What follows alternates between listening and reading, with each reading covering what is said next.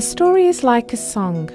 It begins with a few timid tones, then sound sequences, harmonies, and a melody develop. And finally the song, rather than being drowned out, becomes engraved upon the heart. This is the story of a woman who set out to change the world, and whose song still echoes to this day.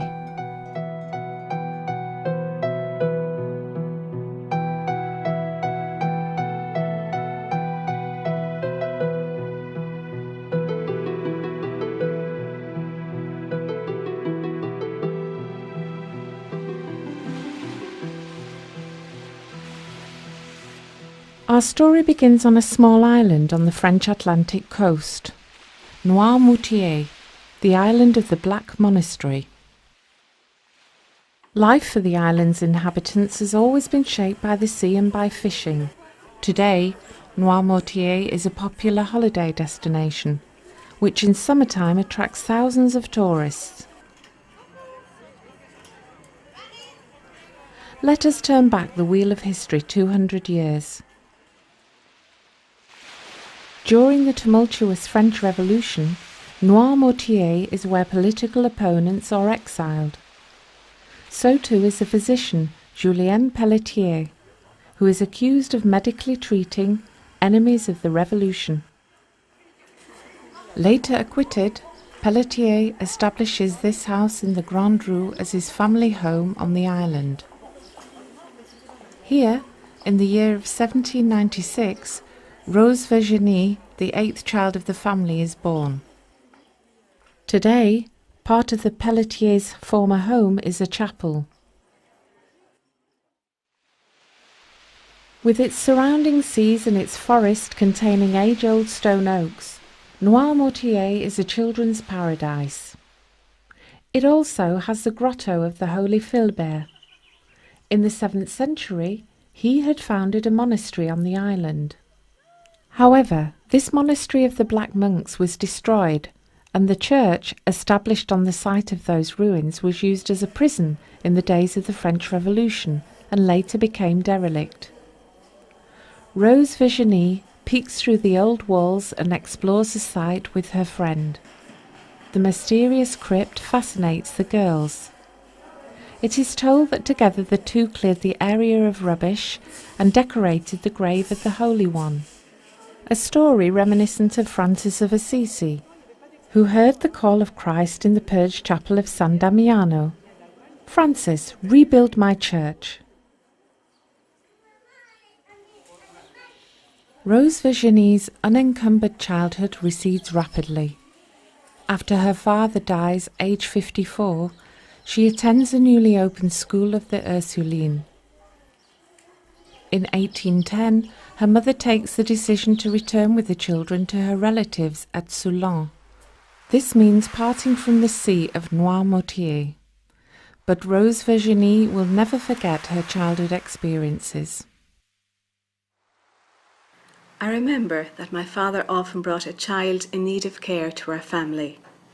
He then used to say, "This is a little brother. This is a little sister God sends us. We have to love them." When I think of all that doctors do to save the life of the body, of how they study to succeed, I reproach myself for not working in a more holistic way, caring for body, soul, and mind. It is true that I have no money, no talents, nor any outward appeal.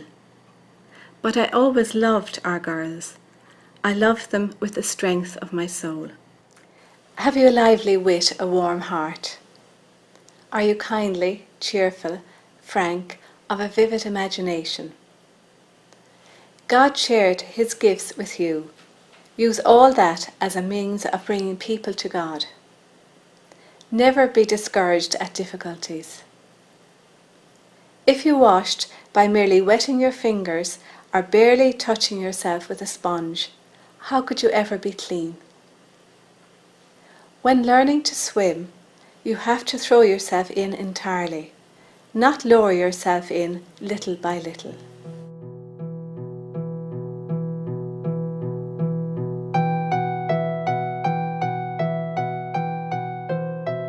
At the age of 14, Rose Virginie is sent to a private all-girls boarding school at Tours. Sadly, the separation turns out to be permanent, as 3 years later, without mother and daughter having the chance to see each other once more, Madame Pelletier dies. Hard times begin for Rose Virginie as this lively girl struggles to become accustomed to the strict rules and regulations of monastic life within the pensionnat. Conflict with the authoritarian principal becomes commonplace. "I cried a lot in the boarding school," she admits openly.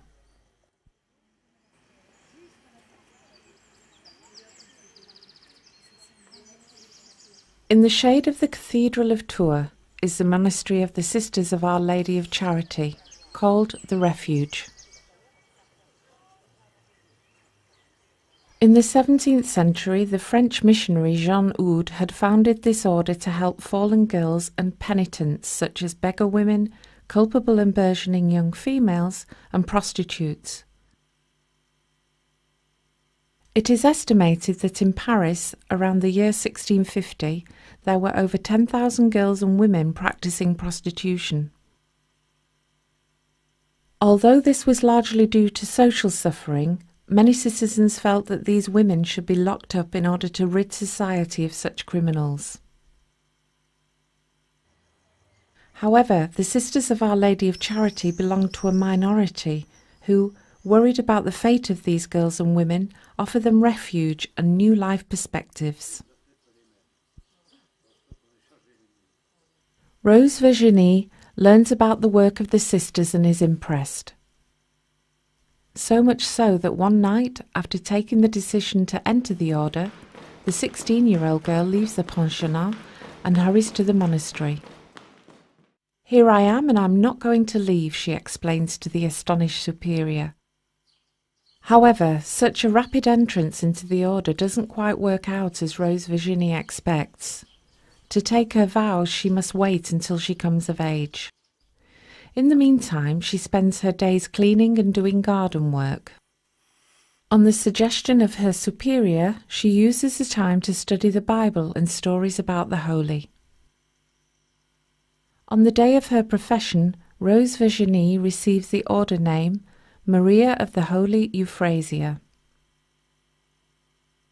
Soon she becomes entrusted with a group of girls, but her first educational attempts yield little success. "I admit that at the time I was extremely strict," she later writes. "It came to the point that my confessor said to me, 'Enough now, be less strict, otherwise your style of education is unbearable.'" Sister Euphrasia remembers how she benefited from the affectionate education in her parents' house and decides to change her behaviour accordingly. At the age of 29, she is elected to become the superior. Under her guidance, the community takes a new turn. Maria Euphrasia develops a revolutionary pedagogy which is focused on the individuality of each human, on psychological sensibility, love, patience, and attention.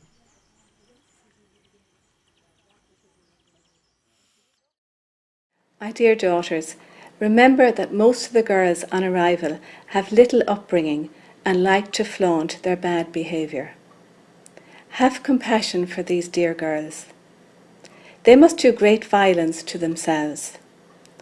With many passions to overcome, can you imagine that it is easy for them to obey, to keep silence, and to work all day? Watch over them carefully, noticing their needs of mind and body. Before speaking of spiritual matters, see to it that they are contented, and don't imagine that to allow them to suffer will hasten their conversion. Treat them with nobility of soul. They should find in you comfort in their troubles and a cure for their ills. Never strike our children, ill-treat them or shut them up. It is well known that these means do not correct anything. Besides, harshness is no more the spirit of our vocation than it is the Spirit of God. Forgive without any hint of resentment. Never say anything to your children which could wound them. Comfort them, strengthen these suffering sheep. Make them very happy with the grace of God. That is your duty.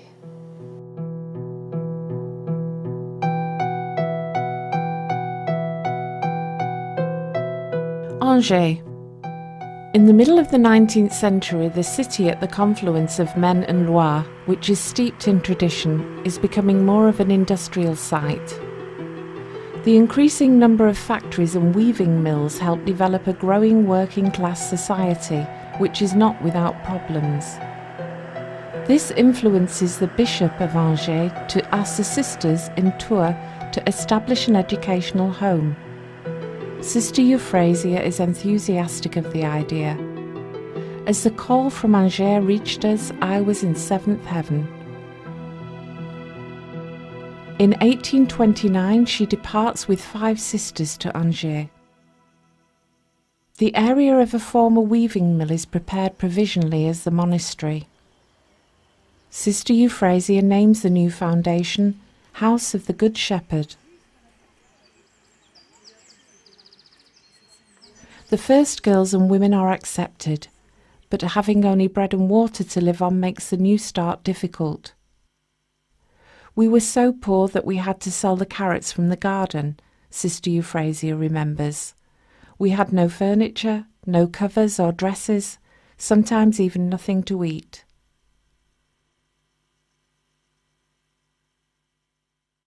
Since Sister Euphrasia is still superior of Tours, she is forced to return.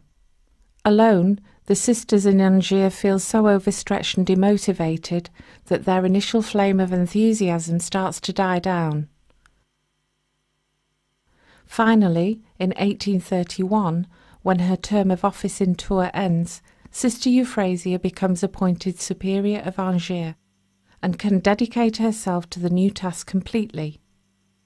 She arranges the economic conditions, gets the old buildings refurbished, worries about sewing work for the girls, and begins with the building of a church.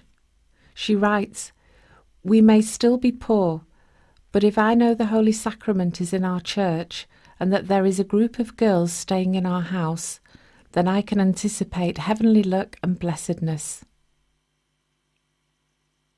The social commitment of the sisters is regarded with scepticism by many people. Sister Euphrasia has to fight on 2 fronts, against the internal church resistance and against social prejudices. But nobody possesses a greater gift than she to stir commitment and gain help from others.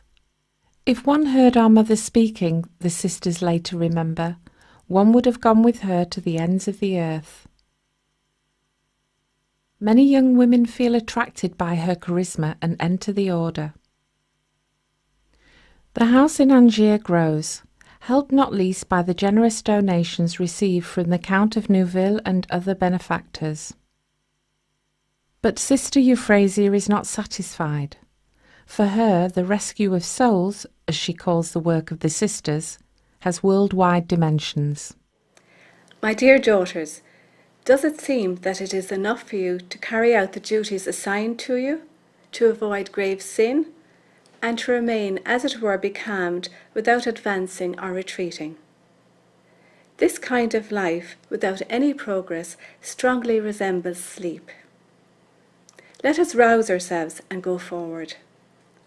You should not love the walls of the mother house, but the spirit of regularity, zeal, devotion, and love.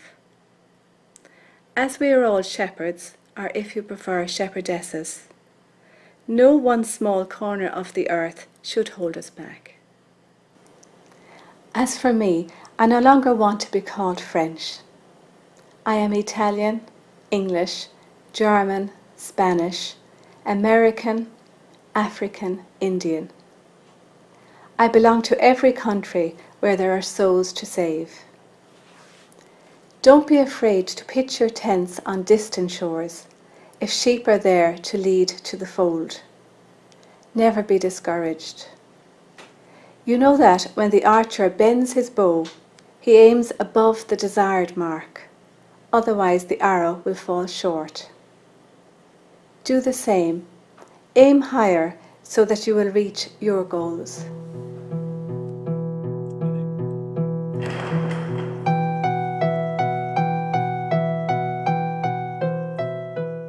From the experience of bitter poverty and need during the establishment of the monastery in Angiers, Sister Euphrasia realises that the autonomy of each monastery of Our Lady of Charity is becoming an obstacle for the propagation of the order. Without mutual material and personal support, new foundations could not prosper. Therefore, Sister Euphrasia plans to establish a congregation and to unite all houses of the order. Again, she encounters resistance. Some bishops are afraid of losing their influence and accuse Sister Euphrasia of having too much personal ambition.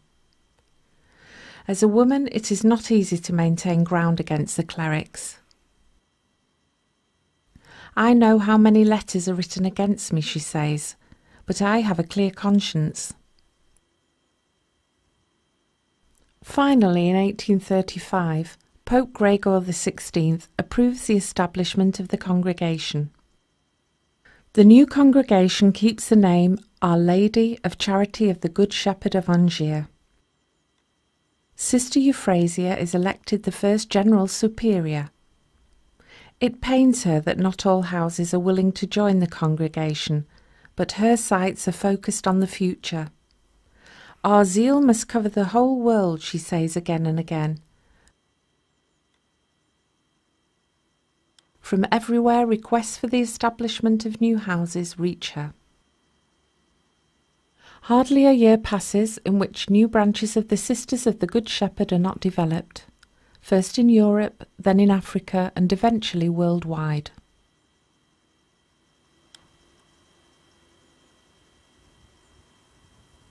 The everyday life of Sister Euphrasia mirrors that of a modern-day manager. In her office, masses of letters and documents pile up.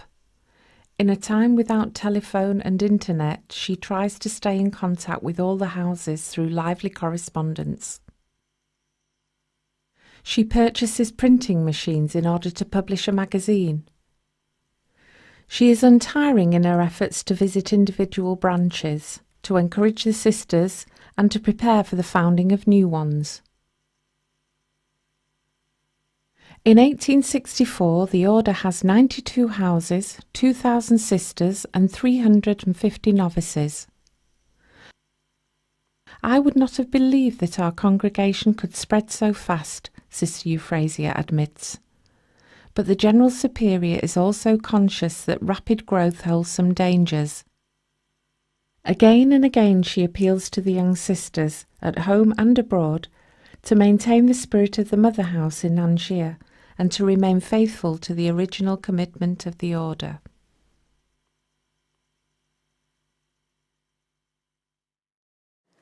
My dear daughters, zeal does not consist in preaching always and giving good advice, or forever exhorting to virtue. It works rather by good example. In fact, missionaries, having converted a few people, haven't the means of assuring their perseverance without the help of Good Shepherd houses. If a troubled person comes back to God in all sincerity and takes the firm resolution of fleeing from the occasions of sin, and then finds no shelter, no help, nor even work, what will become of her? She has to choose between misery and death or going back to her former life.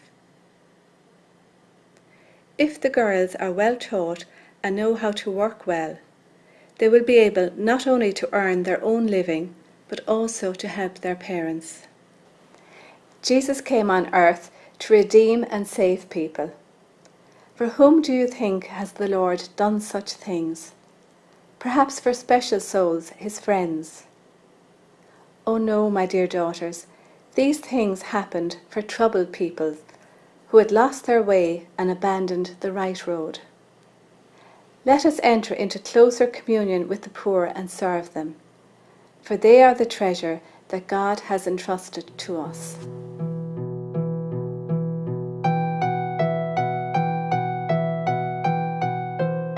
The Congregation of Angiers continues to expand. In order to be able to accept more pupils, many of whom are welfare cases, the former Benedictine Abbey St Nicolaus is acquired. However, the new house lies outside the monastery area, and the regulations forbid the sisters to leave their monastery.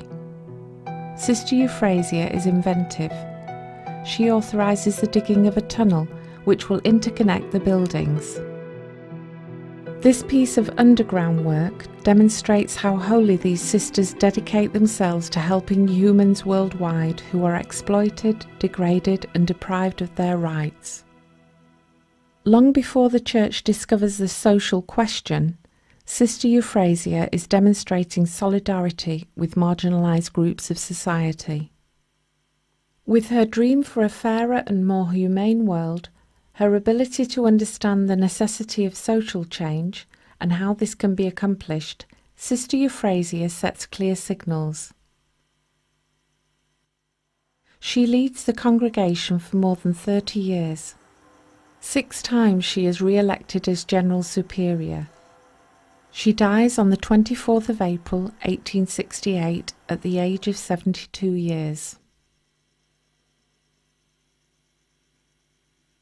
My dear daughters, we walk with a relentless rhythm which carries us on towards our end at a frightening speed, and we cannot halt the pace by a single second. In the Institute, one generation will succeed another. In 30 years, for example, shall I still be here? Will any of our first religious be alive? So let us make haste to make the most of the time God mercifully allows us. We must be filled to the brim with the spirit of the Institute. Always be united among ourselves, and should we ever have to face terrible circumstances, the Lord will help us. Even though there were only 8 fervent religious left on earth, they would be enough to ensure a new seed time and fresh flowering of the congregation. For what are we doing in this world, and why are we here, if not to help in the salvation of our neighbours? Sister Euphrasia loved the image of God in each human. She was convinced that there is no misery or mental defect which could not be alleviated or healed with God's help. Her rule of life was modelled upon the biblical icon of the Good Shepherd, who provides for the sheep, who seeks out the lost ones and carries the weak on his shoulders. In 1940, Sister Maria Euphrasia Pelletier was beatified by Pope Pius XII. Today, more than 4,000 sisters in 70 countries of the world work in her spirit, as weavers of hope where despair prevails, as life carriers where life becomes heavy, as true shepherdesses where humans wait for love, protection and shelter.